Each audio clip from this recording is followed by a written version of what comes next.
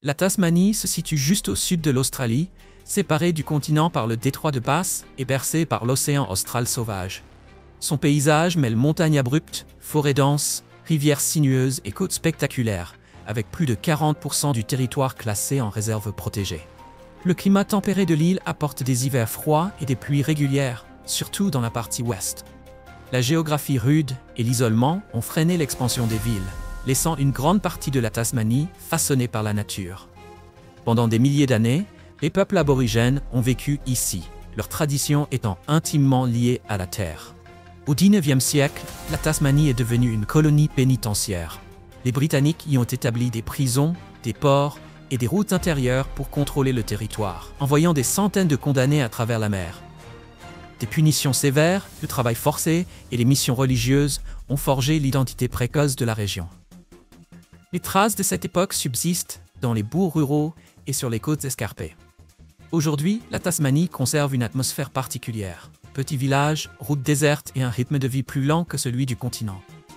Nous connaissons désormais sa situation, son climat et son histoire. Mais à quoi ressemble vraiment la vie quotidienne ici? Bienvenue à Mundare. Commençons. Le monde perdu du peuple Palawa. Il y a plus de 6000 ans, un groupe d'êtres humains a traversé un passage terrestre plus tard englouti par la mer. Ils n'avaient ni boussole, ni carte, mais ils s'orientaient en observant les mouvements des animaux, en suivant les lits des rivières et en lisant les étoiles. Finalement, ils atteignirent une île encerclée par l'eau, avec des montagnes étranges et des paysages inconnus ailleurs. Aujourd'hui, cette terre s'appelle la Tasmanie. Au fil des générations, ils formèrent des groupes distincts, chacun avec sa propre langue, ses lois et ses signes pour marquer routes et frontières. L'histoire se transmettait par la parole. Les lances en bois durci ou en os devinrent leurs outils de chasse. Ils cueillaient racines, fruits, coquillages et chassaient de petits animaux. Leurs déplacements suivaient le rythme des saisons, car ils savaient exactement quelles plantes récolter à chaque période. Ils vivaient en clan. Personne ne régnait. Le pouvoir était partagé. Les hommes chassaient, les femmes cueillaient, préparaient les outils, allumaient le feu et s'occupaient des enfants. Sur les côtes, tout le monde participait. Ramasser des palourdes, tendre de simples filets pour attraper des poissons et choisir des pierres à tailler. La mer était à la fois garde-manger et route. Le corps humain était aussi un langage. Il le peignait avec de la graisse, de la cendre ou de la boue pour indiquer un rôle, exprimer le chagrin ou célébrer la joie. Certaines marques disparaissaient, d'autres devenaient des cicatrices. Des lignes blanches ou des points sur les bras avaient toujours un sens. Rien n'était fait par hasard. Leurs abris étaient simples, mais certaines grottes gardaient des dessins. Animaux, figures humaines et lignes répétées tracées avec des pigments naturels. C'étaient des messages. Certains lieux étaient réservés aux rituels, interdits à tous. Pour y entrer, il fallait chanter, accomplir un geste ou porter un objet. Leurs outils étaient peu nombreux, mais toujours pratiques. Couteaux de pierre, racloirs en os, bâtons de jet courbés.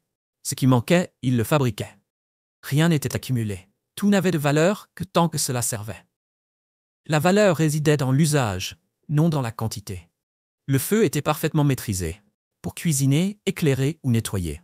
Il brûlait par zone contrôlée, et après ces feux froids, la nourriture fraîche renaissait. La présence des ancêtres restait vivante. Ils habitaient les pierres, les animaux et les arbres tordus. Quand quelqu'un se perdait, on croyait qu'une force guidait son chemin. Si le tonnerre grondait sans nuage, c'était un avertissement. Ils faisaient de la musique sans scène. Ils frappaient des bâtons, soufflaient dans des eaux, grattaient des pierres. Ils imitaient les sons de la forêt, chantaient pour indiquer des directions ou se rappeler des itinéraires. Certaines mélodies retraçaient le voyage entre deux rivières. Pour qui savait chanter le chemin, une carte n'était jamais nécessaire. La terre appartenait à tous. Chaque groupe reconnaissait son espace et respectait celui des autres. Si quelqu'un traversait, il expliquait sa raison. S'il n'était pas accepté, il repartait. S'il insistait, il subissait les conséquences. Les enfants apprenaient en observant attentivement. Il n'y avait ni classe, ni punition. Si quelqu'un se trompait, on lui montrait une autre manière. S'il ne corrigeait pas, on l'écartait jusqu'à ce qu'il comprenne. Enseigner, c'était former. Il n'y avait pas de sanction. Le geste était répété jusqu'à ce que l'erreur disparaisse. Leur langue d'origine s'est perdue avec le temps. Ce que l'on connaît aujourd'hui provient de documents de colons ou de missionnaires. Des mots isolés, des phrases incomplètes, des sens brisés ont survécu. La grammaire, l'intonation et les sons véritables ont disparu. Ce qui existe n'est qu'une reconstruction partielle. Ils croyaient à des forces sans forme. La nature répondait. Si une source cessait de couler, il lui parlait. Si un arbre ne fleurissait pas, il lui chantait. Tout avait un but. Prendre quelque chose signifiait d'abord le demander. La nuit, les étoiles étaient des guides. Ils lisaient le ciel pour mesurer le temps, prévoir la pluie et décider de leurs actions. Certains points du firmament étaient vus comme les yeux des anciens. S'ils brillaient fort, c'était un bon signe. S'ils disparaissaient, c'était un avertissement.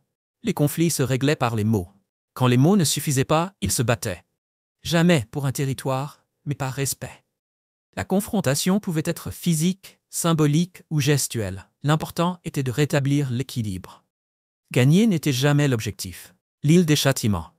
Au début du XIXe siècle, l'Empire britannique cherchait de nouveaux territoires pour envoyer ses prisonniers condamnés. Les îles au sud de l'Australie offraient ce qu'il fallait. Isolement, relief accidenté et une mer glaciale bloquant toute fuite. La Tasmanie devint une prison naturelle. Les premiers navires de bagnards quittèrent l'Angleterre avec des hommes condamnés pour des délits mineurs. Certains avaient volé du pain. D'autres étaient accusés de désertion, de rébellion ou de falsification. Aucun ne s'attendait à être jeté dans un coin inconnu de la planète. Les prisonniers voyageaient enchaînés pendant des semaines. À l'arrivée, ils étaient enregistrés, marqués et classés selon l'âge, la force et le casier. Les plus robustes étaient envoyés directement sur les chantiers. Les autres étaient répartis dans les camps, les cuisines, les mines ou les ateliers. En échange de leur travail, ils recevaient nourriture, ordre et punition. Le système était brutal. Quiconque s'arrêtait subissait le fouet. Quiconque parlait sans permission était enfermé. Ceux qui tentaient de fuir étaient bannis sur des îles reculées, sans route, sans nourriture ni arbres. Les évasions étaient rares, les morts, elles, fréquentes. Port Arthur devint le centre de la punition. De 1830 à 1877, il fut la plus grande prison de Tasmanie. Entouré par la mer, les forêts et les sentinelles, il abritait des cellules froides, étroites et humides. Les travaux forcés comprenaient les carrières et les scieries. Les détenus bâtissaient des structures, creusaient des tunnels et transportaient des pierres jusqu'à l'épuisement. Le silence lui-même était une punition. Dans certaines sections de la prison, les prisonniers devaient rester muets, même devant les gardes. Ils communiquaient par des signes, de brefs sons ou des regards. L'enfermement devenait mental. Beaucoup ne pouvaient même pas lever les yeux vers le ciel. Des semaines passaient sans lumière naturelle. L'île de Sarah devint le lieu le plus redouté. Sur la côte ouest, accessible uniquement par bateau, elle accueillait les récidivistes. Le climat y était brutal, avec des pluies incessantes, des vents violents et très peu de nourriture. Les prisonniers construisaient des bateaux, dormaient dans des huttes ouvertes et chassaient ce qu'ils pouvaient. La mer glaçait leur corps. Les courants étaient violents. Des requins rôdaient le long du rivage. Ceux qui sautaient par-dessus bord se noyaient ou gelaient. La plupart disparaissaient sans laisser de traces. Dans les ateliers, on enseignait des métiers comme la menuiserie, la forge ou la couture. Mais l'apprentissage n'était jamais volontaire. Tout travail était une production forcée. Ce qui était fabriqué était expédié vers les colonies ou vendu. Les détenus n'étaient que des ouvriers sans droit. La moindre erreur entraînait une punition immédiate. Les sanctions allaient des coups de fouet à plusieurs brins, à l'isolement, à la réduction de nourriture ou à l'exposition forcée aux intempéries. Parfois, des prisonniers étaient attachés à des poteaux pendant des jours, sous la pluie comme sous le soleil. S'ils perdaient connaissance, on les ranimait avec de l'eau froide, puis on les liait à nouveau. Les jeunes hommes étaient isolés dans des institutions. Là, ils subissaient des coups, des travaux brutaux et une surveillance constante. Le but était la soumission. On les dressait à obéir sans poser de questions. Plusieurs tentèrent de mettre fin à leur jour. Certains se blessaient eux-mêmes pour être admis à l'infirmerie. D'autres causaient des troubles pour être transférés. La routine brisait l'esprit. Les règles changeaient sans prévenir. La peur dominait tout. Les gardiens imposaient la discipline, accordaient des faveurs contre des services ou divulguaient des informations. Quelques prisonniers amélioraient leur sort en trahissant les autres. Cela engendrait une suspicion permanente. Les conversations étaient rares. Le silence devenait une protection. Les conditions sanitaires étaient épouvantables. Les quartiers grouillaient de rats, d'insectes et d'humidité. Les maladies se propageaient rapidement. Typhus, dysenterie, pneumonie. Les soins étaient limités. Beaucoup furent enterrés dans des tombes anonymes. À l'extérieur, les colons exploitaient les prisonniers comme travailleurs forcés. Ils peinaient dans les fermes, sur les routes et dans les entrepôts. Parfois, la surveillance était relâchée. Quelques-uns s'évadèrent, mais la nature imposait ses propres barrières. Le froid, la soif et la chasse mettaient fin à leur fuite. Peu à peu, les critiques s'élevèrent. Des superviseurs inspectaient, des rapports étaient rédigés, des réformes suggérées, mais les progrès furent lents. Des milliers restaient piégés dans le même régime. Obéir, produire, endurer. Quand Port Arthur ferma, plus de 4 décennies s'étaient écoulées.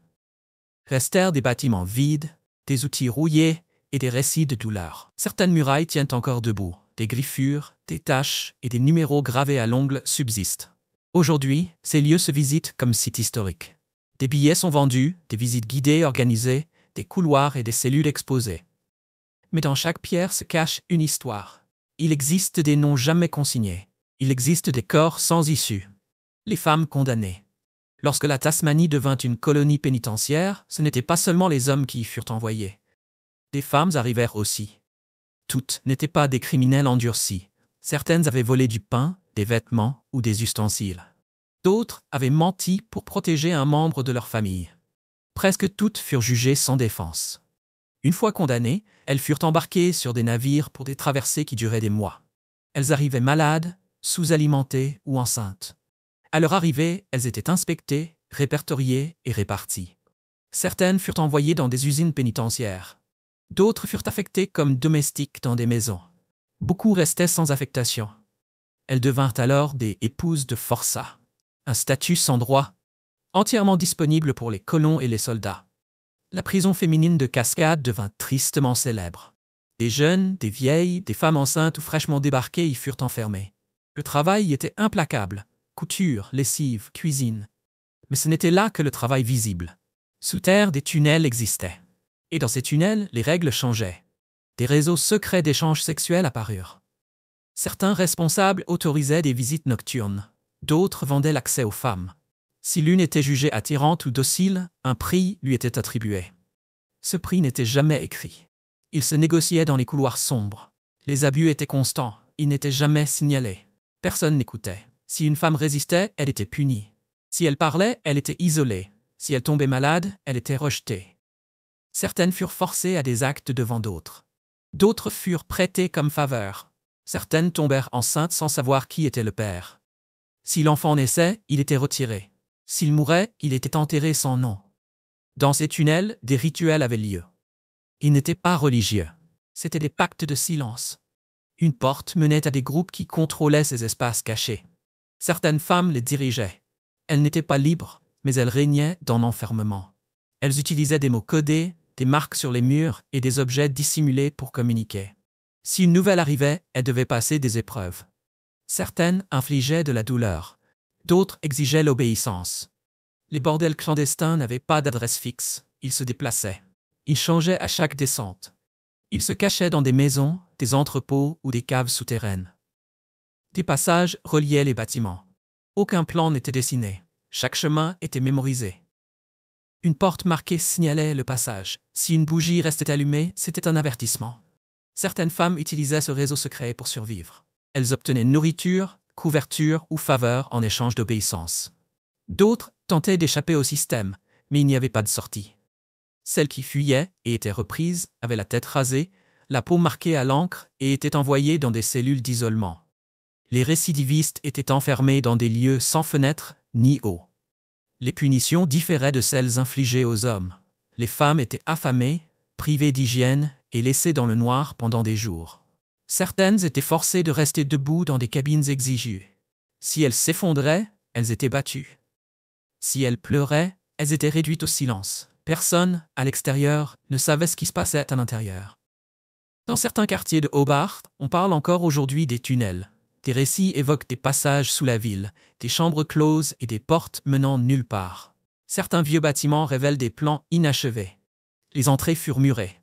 Pourtant, certains affirment que certaines nuits, des pas résonnent encore sous terre. Toutes les femmes emprisonnées n'étaient pas des prostituées. Certaines tentaient de garder une routine dans l'usine. Quelques-unes enseignaient la couture, d'autres la lecture. Mais ces activités suscitaient la suspicion. Celles qui ne s'intégraient pas au système parallèle étaient vues comme faibles ou exploitées. Les relations entre femmes façonnaient aussi l'enfermement. Certaines créaient des liens affectifs. D'autres seulement des pactes de protection. Jalousie, sanctions et règles en découlaient parfois. Tout cela sans contrôle extérieur. Les gardiens n'intervenaient que si la production était affectée. L'ordre interne était maintenu par les prisonnières elles-mêmes. Quand l'une mourait, son corps était retiré sans cérémonie. Si elle avait des enfants, les nourrissons étaient gardés en prison ou donnés à l'adoption forcée. Si personne ne les réclamait, les mortes étaient enterrées dans des fosses communes. Certains registres notaient simplement « femme anonyme ». Ni cause, ni âge. Avec le temps, certaines femmes furent libérées. Mais elles ne revinrent jamais les mêmes. Quelques-unes restèrent en Tasmanie. Elles n'avaient nulle part où aller. D'autres retournèrent sur le continent, mais sans papier ou portant des marques visibles. Certaines tentèrent de travailler dans des foyers, mais furent rejetées. On disait qu'une femme condamnée était inapte à la société. Les autorités connaissaient la vérité. Parfois, elles organisaient des inspections. Elles annonçaient des améliorations, fermaient des zones, puis les rouvraient sous d'autres noms. Le système perdurait. Tant que les navires chargés de femmes arrivaient, il y avait de la demande. Et tant qu'il y avait de la demande, il y aurait échange, faveur et silence. Truganini. Truganini naquit vers 1815 près de la baie de Bruny, au sud de la Tasmanie. Son père était le chef d'un clan aborigène local. Il vivait au bord de la mer, pêchait le long de la côte, ramassait des coquillages et se déplaçait entre les forêts de plaine et les espaces ouverts. Le groupe auquel elle appartenait parlait une langue aujourd'hui disparue. Son enfance fut brève. En seulement quelques années, les colons britanniques commencèrent à occuper ces terres. Ils construisirent des routes, clôturèrent le sol, déplacèrent les campements et utilisèrent la force pour s'installer. La mère de Truganini fut tuée par des baleiniers. Son oncle fut précipité d'une falaise. Son fiancé fut assassiné par des ouvriers blancs. Sa sœur disparut. En moins d'une décennie, elle perdit presque toute sa famille. Truganini elle-même fut capturée et maltraitée. Elle fut ensuite contrainte de travailler pour un commerçant. Elle ne reçut aucun salaire. Elle n'avait pas le choix. On l'arracha à sa terre natale pour l'envoyer ailleurs. Pendant un temps, elle vécut près de Hobart, la capitale de la colonie. Là, elle rencontra George Augustus Robinson. Robinson était un missionnaire britannique qui affirmait protéger les aborigènes. Il organisa des expéditions pour contacter les clans, noter leurs coutumes et les convaincre de s'installer dans des zones choisies par le gouvernement. Il se présentait comme médiateur. Truganini l'accompagna comme guide avec d'autres. Pendant des années, ils parcoururent l'intérieur des terres, rencontrant des groupes isolés et persuadant beaucoup de quitter leur territoire. En échange, on leur promettait protection, nourriture et abri. Mais ces promesses n'étaient pas toujours tenues. Beaucoup furent envoyés sur l'île Flinders. Là-bas, le froid, la maladie et le manque de ressources réduisirent encore leur nombre. La mortalité était extrême. L'isolement, total. Truganini parlait plusieurs dialectes. Elle apprit aussi l'anglais. Elle observait attentivement. Elle savait quand parler et quand se taire. Elle obéissait aux colons tout en gardant ses distances. Bien qu'elle ait participé aux missions de Robinson, elle ne lui faisait pas totalement confiance. Avec le temps, elle comprit que ses paroles ne correspondaient pas à ses actes. Lors d'une expédition sur le continent, Truganini fut témoin de violents affrontements. Un jour, elle parvint à s'échapper. Mais elle fut capturée. On l'accusa d'avoir aidé à voler des armes. On l'associa à une bande de rebelles. Elle passa plusieurs mois sous surveillance. Puis elle fut renvoyée en Tasmanie. Au fil des années, les groupes aborigènes disparurent. La population d'origine s'effondra brutalement. Les maladies importées, les affrontements armés et les déplacements forcés accélérèrent ce déclin. Vers le milieu du XIXe siècle, le gouvernement colonial déclara le peuple indigène de Tasmanie éteint. Mais Truganini survécut. On la transféra à Oyster Cove, une station pour les derniers survivants. Les conditions y étaient dures, le contrôle était strict, les visites restaient limitées. Truganini passait ses journées à parler peu, à observer la forêt voisine et à marcher sur des sentiers déserts. Parfois, on la conduisait à Hobart pour l'exposer comme preuve d'une culture que l'on croyait disparue. La presse la photographiait. Des scientifiques notaient des détails. Ils recueillaient des mots, mesuraient son crâne, observaient ses gestes. Jamais ils ne demandaient la permission. Ils se contentaient de l'étudier. Certains la qualifiaient de relique. D'autres, de curiosité. Elle ne répondait pas. Dans ces dernières années, elle demanda que son corps ne soit pas utilisé après sa mort. Elle souhaitait être enterrée sans profanation. Elle répéta cette demande. Elle voulait que sa tombe soit respectée. On l'ignora. Elle mourut en 1876. Elle avait plus de 60 ans. Quelques semaines plus tard, son corps fut exhumé. Il fut transféré au musée de Hobart. Ses os furent nettoyés, montés et exposés au public. Ils y restèrent des décennies. Des milliers de personnes les virent. Certains prirent des photographies. D'autres recueillirent des données. Il fallut presque 100 ans avant que sa volonté soit enfin respectée. En 1976, ses restes quittèrent le musée. Une cérémonie privée fut organisée. Elle fut incinérée, ses cendres dispersées dans le canal d'Entrecasteaux, près de son lieu de naissance. Il n'y eut pas de discours, seulement le silence. Des créatures que l'on ne trouve nulle part ailleurs. En Tasmanie, vivent des animaux que l'on ne rencontre dans aucune autre région du monde. Certains semblent sortis d'un autre âge, d'autres paraissent venus d'une autre planète. L'isolement a façonné des espèces uniques qui continuent d'émerveiller les visiteurs d'aujourd'hui. Certaines sont bien connues, d'autres se cachent dans la brousse sans laisser de traces. Le diable de Tasmanie est le plus célèbre. C'est un petit marsupial carnivore, trapu, aux pattes courtes et à la mâchoire puissante. Son pelage est noir, orné de taches blanches sur la poitrine ou le dos. Son cri est aigu, perçant et assourdissant. Il se nourrit de charognes, chasse de petites proies et peut broyer des os entiers. Il ne vit pas en meute. Il se déplace seul, sauf lorsqu'il y a de la nourriture à proximité. Pendant le repas, il grogne et hurle pour éloigner ses rivaux. Pendant des années, son nombre a chuté à cause d'une maladie contagieuse qui déformait le visage et l'empêchait de s'alimenter. Cette maladie, appelée tumeur faciale, s'est répandue parmi les individus sauvages. Plusieurs programmes scientifiques ont tenté d'isoler les spécimens sains, de les faire se reproduire en captivité, puis de les relâcher. Aujourd'hui, l'espèce reste menacée, mais elle survit dans des zones protégées. Le thylacine fut un autre animal singulier. Surnommé le tigre de Tasmanie, c'était un marsupial carnivore, au corps allongé, au pelage brun, strié de bandes sombres sur le dos. Sa mâchoire pouvait s'ouvrir presque à angle droit. Il était nocturne, solitaire et insaisissable. On l'a déclaré éteint en 1936, lorsque le dernier spécimen est mort au zoo de Hobart. Pourtant, plus d'une centaine d'observations non confirmées ont été signalées depuis. Certains affirment qu'il a traversé des routes, d'autres soutiennent qu'il a été filmé dans des forêts. Mais les images sont floues, les témoignages se contredisent. Les histoires, elles, persistent. Certains croient qu'une poignée d'individus ont échappé à l'extermination. On dit qu'il se cacherait dans les montagnes, loin de l'homme. Aucune étude ne le prouve, mais le doute demeure. Le wombat, lui, est plus facile à observer. C'est un marsupial fouisseur au corps trapu, aux pattes courtes et griffes recourbées. Son pelage est dense, sa démarche est maladroite. Il creuse des tunnels de plusieurs mètres de long pour s'y abriter le jour. La nuit, il sort pour manger racines, écorces et jeunes pousses. Il paraît lent, mais lorsqu'il est effrayé, il fonce avec force et se projette contre ce qui se trouve devant lui. Son dos, protégé par une plaque osseuse, lui sert de bouclier. Une autre créature attire l'attention, l'échidné. Il a des piquants comme un porc épic, un long museau et une langue collante. Il se nourrit de fourmis et de termites. C'est l'un des rares mammifères qui pondent des œufs. La femelle les incube dans une poche temporaire. À l'éclosion, elle les nourrit sans mamelles. Le lait suinte de porc cutané. L'échidné vit seul, caché près des troncs et se met en boule pour se défendre. Il est silencieux et presque impossible à pister. Le ornithorynque habite aussi la Tasmanie. Petit, brun et velu, il a un bec de canard, des pattes palmées et une large queue. C'est un excellent nageur. Il chasse insectes aquatiques et crustacés. Sous l'eau, il ferme les yeux et repère ses proies grâce aux signaux électriques. Le mâle possède des éperons venimeux sur les pattes arrière. En cas de menace, il injecte un venin provoquant une douleur intense. C'est l'un des très rares mammifères à posséder une telle capacité. Il creuse ses terriers près des rivières ou des lacs. Il sort au crépuscule. Les wallabies, eux, sont nombreux. Il en existe plusieurs espèces. Tout ressemble à des kangourous, mais en plus petits. Ils broutent l'herbe et les feuilles et se déplacent en bondissant. Certains vivent sur les côtes, d'autres dans les montagnes. Ils peuvent se reproduire presque toute l'année. Les mères gardent leurs petits dans leur poche jusqu'à maturité.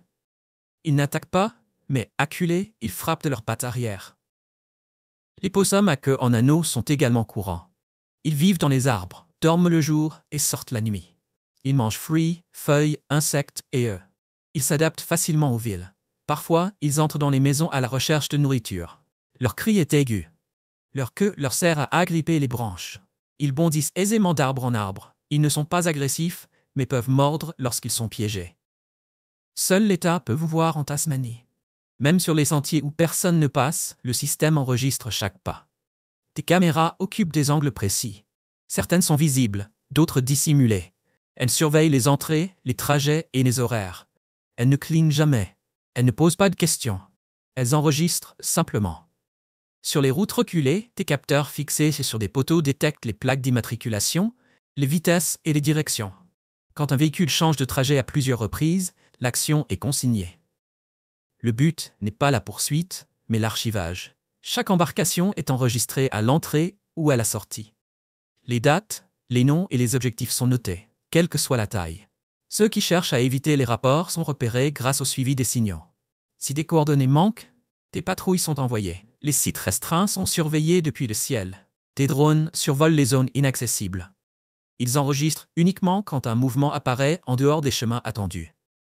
Les données croisées révèlent les écarts. L'alerte ne déclenche pas une chasse, seulement une observation plus rapprochée. Les bâtiments de l'État contiennent des capteurs de mouvement. Chaque pas est archivé. Une porte ouverte, une lumière allumée, une visite en dehors des heures normales. Un examen automatique vérifie si l'acte est autorisé. S'il ne correspond pas, l'événement est signalé comme irrégulier. Les bibliothèques contrôlent l'accès aux archives spéciales. Les caméras des couloirs et des rayonnages enregistrent qui consulte et ce qu'il touche. La consultation de documents restreints laisse une trace. Le système ne bloque pas, il note simplement. L'accès numérique est tracé. Chaque connexion publique exige une identification. Les réseaux privés sont liés directement à des adresses physiques. Certaines recherches déclenchent des signaux. Elles n'entraînent pas de sanctions immédiates, mais s'ajoutent à l'historique de l'utilisateur. Dans les écoles, chaque entrée d'élève est reliée à un code. L'absence ou le retard génère des alertes. Le système compare les emplois du temps, détecte les habitudes et identifie les anomalies. Les hôpitaux conservent les dossiers médicaux numériques, les consultations, les ordonnances, les études. Tout est mis à jour en bloc. Aucun enregistrement ne disparaît. Les fichiers restent disponibles pour des recoupements internes sur demande. Dans les zones rurales, les capteurs enregistrent les vibrations et la température. Non conçus pour contrôler, ils fournissent tout de même des données. Lorsqu'un incendie éclate, le système localise le foyer, son intensité et son origine. Les services environnementaux consultent des images satellites révélant des changements dans la végétation, l'écoulement des eaux ou les mouvements de terrain. Quand les différences rompent les schémas naturels, une enquête démarre. Les registres bancaires relient les horaires, les produits et les lieux. Quand des achats répétés de biens spécifiques apparaissent, le système identifie l'acheteur. Une seule fois ne suffit pas. C'est l'accumulation qui dessine le profil. Chaque colis scanné ajoute des données sur le poids, la provenance et l'itinéraire. Si une correspondance s'aligne avec des schémas antérieurs, l'objet est isolé, analysé et son sort est décidé selon des paramètres. Les appels ne sont pas écoutés, mais des contacts fréquents avec des lignes déjà signalées déclenchent des alertes. Le contenu importe moins que la fréquence. L'accumulation fixe le niveau d'attention. Lors des rassemblements publics, des agents en civil se mêlent à la foule. Leur mission n'est pas d'intervenir, mais d'enregistrer les visages, les gestes et les paroles. Quand quelqu'un trouble l'ordre, il est identifié sans erreur. Chaque manifestation requiert une autorisation. Celles qui se déroulent sans annonce sont consignées. Le système note les participants, et si une personne revient à plusieurs reprises, le dossier s'étoffe. Aucun jugement n'est porté. Un profil est créé. Les navires franchissant les limites côtières doivent se déclarer. S'ils approchent sans avertir, ils sont redirigés. S'ils insistent, ils sont arrêtés. S'ils résistent, les forces de l'ordre intensifient leur action. La surveillance ne réagit pas. Elle applique la règle. Les bases de données policières se mettent à jour instantanément. Une nouvelle zone visitée, une voiture louée, un billet d'avion, tout s'ajoute au dossier. Chaque pas renvoie au profil. La plupart des gens ne perçoivent pas la surveillance comme une menace. Elle se fond dans le décor. On la voit comme une partie de l'ordre. Les caméras n'exigent rien. Les capteurs n'émettent pas d'opinion. Les systèmes ne dorment jamais. Ils obéissent simplement. Les tunnels que personne n'ose ouvrir. Sous plusieurs villes de Tasmanie se cachent des tunnels absents des cartes actuelles. On ne les trouve ni dans les archives, ni sur les panneaux, et pourtant, ils restent bien présents dans le sous-sol. Creusés il y a plus de 150 ans, ils servaient de route discrète. À Hobart, certains bâtiments du centre reposent au-dessus de passages murés avec des briques plus récentes. On les reconnaît à la différence des matériaux, à l'humidité constante et aux échos qui résonnent sans fin. À l'époque coloniale, ces galeries permettaient de déplacer les prisonniers à l'abri des regards. Elles reliaient bâtiments, cellules, tribunaux et quais. Elles dissimulaient les trajets. Les transferts n'avaient lieu qu'à des heures choisies, invisibles au public. Elles reliaient aussi églises et résidences à des fins de contrôle. Elles offraient une entrée et une sortie sans jamais croiser les zones publiques ou les points de contrôle. Durant les années de détention, elles transportaient les corps. Quand quelqu'un mourait sous châtiment ou en isolement, le corps était évacué sous terre. Le silence accompagnait chaque pas. Les regards ne se croisaient pas. Le bruit était réduit au minimum. Sur l'île Sarah, les tunnels reliaient cellules, quais et entrepôts. Après la fermeture de la prison, de nombreuses entrées furent condamnées, mais certaines restèrent accessibles. Des années plus tard, des disparitions se produisirent. Au début du XXe siècle, 2 techniciens descendirent pour vérifier des canalisations. Ils ne revinrent jamais. Seule une lampe éteinte et des traces traînées dans la boue furent retrouvées. Le tunnel fut scellé au béton. À Port-Arthur, sous les ruines de l'église, un passage mène à l'ancien hôpital. Construit en pierre locale, avec un plafond bas et une atmosphère lourde, il avait été enregistré comme issue de secours, mais servait surtout de chemin caché. Plus tard, les restaurateurs recommandèrent d'abandonner l'accès. Ils découvrirent des vibrations, des sols ramollis et des infiltrations sombres dans les murs. Ils laissèrent des notes dans des registres manuscrits et des dossiers internes. À Launceston, sous le théâtre principal, un passage conduit vers un entrepôt vide. Son origine demeure incertaine. Dans les années 1930, il fonctionna comme chemin clandestin. Aujourd'hui, l'accès n'est autorisé qu'avec une permission spéciale. Il reste sans lumière, sans entretien et inutilisé. Dans les petites villes, des tunnels relient des maisons éloignées des centres. Ils évitaient les places ou les rues surveillées. Ils s'ouvraient de l'intérieur. Certains se sont effondrés, d'autres demeurent enfouis. D'anciens écrits mentionnent des liens entre école et église. Construits pour un usage religieux, ils ont des conduits étroits, de moins d'1 mètre de large, où il faut avancer courbé. Ils exigent de la compagnie pour éviter d'être piégés. Sur les côtes, certains débouchent dans des grottes au-dessus de la mer. Ils servaient autrefois à charger des bateaux en secret. Ils permettaient de cacher des marchandises ou d'organiser des fuites rapides. Aujourd'hui, ils sont murés par des pierres ou des portes rouillées. Lors de travaux modernes sur les câbles, des entrées bloquées furent découvertes. Chacune fut signalée et rebouchée discrètement. Des étudiants universitaires ont esquissé des cartes officieuses à partir de plans anciens et de récits oraux. Ils y ont trouvé des correspondances avec des histoires de tremblements et de bruits étranges sous terre. Des mentions dispersées subsistent dans les bibliothèques. Le chemin d'en bas, le couloir caché, la bouche de pierre, sans coordonnées précises, comme si le lecteur savait déjà. Ils servirent aussi de ligne d'évasion. Certains réussirent à fuir par ces voies. Des femmes en danger. Des enfants disparus sans retour. Leur destin reste inconnu. Et jamais les responsables ne furent identifiés. Sur des terrains fragiles, les toits se sont effondrés. Ailleurs, la végétation a recouvert les portes. Beaucoup sont dissimulés par des pierres ou des racines, nécessitant une connaissance précise du mécanisme pour être ouverts. Le gouvernement reconnaît leur existence, mais conserve les dossiers secrets. Il les juge instables, sans priorité historique ni budget. Il préfère décourager toute exploration. Des groupes ont tenté d'avancer avec plans, caméras et matériel spécialisé. Ils sont entrés, mais ont trouvé des chemins ne correspondant pas aux cartes. Des tournants sans fin, des murs récents, un air lourd. Les voisins préfèrent changer de sujet. Ils évitent de parler du sous-sol. Ils détournent les yeux, ils regardent ailleurs. Ils refusent de répondre. Les tunnels restent endormis, murés, invisibles. Ils forment des réseaux cachés sous les villes, sans annonce, sans panneaux, attendant d'être redécouverts. La Tasmanie demeure. Une terre encore en marche. Entre réserves, passages clos et voies étouffées, le temps ne s'écoule pas de la même manière. Ce qui compte ne se voit pas. C'est à perdre simplement. J'espère que tu as aimé la vidéo d'aujourd'hui. Si c'est le cas, n'oublie pas de cliquer sur le bouton j'aime et de t'abonner à la chaîne pour ne pas manquer les prochaines vidéos passionnantes. Ton soutien nous aide à continuer à créer du contenu encore meilleur. Assure-toi de regarder la prochaine vidéo qui apparaît à l'écran, je suis sûr que tu vas l'adorer. N'oublie pas de laisser un commentaire sur le pays que tu aimerais que nous explorions prochainement. Merci beaucoup d'avoir regardé et à très bientôt dans la prochaine vidéo.